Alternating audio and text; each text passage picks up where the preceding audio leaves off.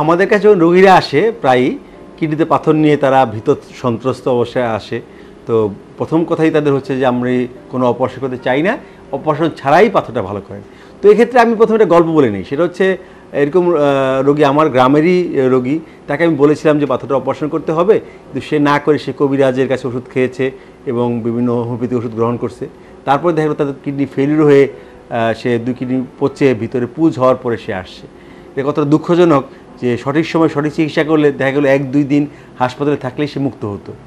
তো কাজেই অবশ্যই ডাক্তারের পরামর্শ নিয়ে এবং বিচক্ষণতার কাজ করতে, বিজ্ঞান ভিত্তিক চিকিৎসা খুবই প্রয়োজন। এখনও আমাদের দেশে অপচিকিৎসা আছে, এমনকি আমি একটা বিদেশে ভিডিও দেখলাম, ওখানে দেখা যাচ্ছে কবিরাজরা পেট চেপে চেপে চেপে চেপে পাথর বের করছে।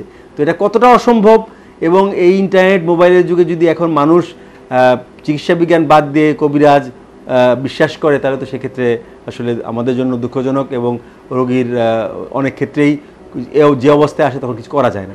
তো আমরা যেটা মোদ্দা কথা বলবো যে 5 মিলি পর্যন্ত পাথর যদি হয় সেক্ষেত্রে অনেক সময় চলে যায় এবং রোগীকে তখন আমরা বলি সে বেশি পরিমাণ পানি পান করবে, তারপরে হচ্ছে সে জগিং করবে, দই লাভ দিতে পারে, এবং ক্যালসিয়াম জাতীয় খাবার কম খাবে, যেমন মাছের কাঁটা, মাংসের হাড়, দুধ, ডিম এগুলো একটু পরিহার করবে, অক্সালেট জাতীয় খাবার কম খাবে, সেক্ষেত্রে পাথর চলে যায়।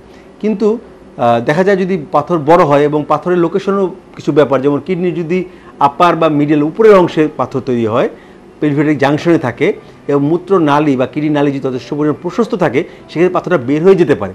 কিন্তু যদি দেখা যায় লোয়ার ক্যালিক্সে কিডনির নিচের অংশে একটা পাথর বসে আছে, সেক্ষেত্রে সেটা তো বের হবে না।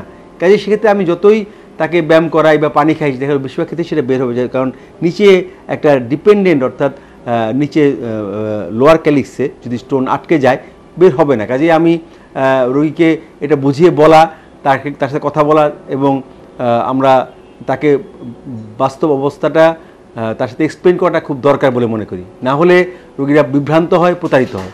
আর যদি বড় পাথর থাকে, যদি 8-10 মিলিমিটার থাকে, সেক্ষেত্রে তাকে আমরা কিছুটা অনেক সময় ওষুধপত্র দেই এবং দেখি, অবজার্ভ করার পরে আমরা তাকে হয়তো অপারেশনের প্ল্যান দিলাম। আর এখনও অপারেশন পদ্ধতি তো খুবই আধুনিক, এবং এখানে অপারেশন করার পরে রোগীরা কোনো কাটাছেঁড়া নাই, পেট কাটার ব্যাপার নাই।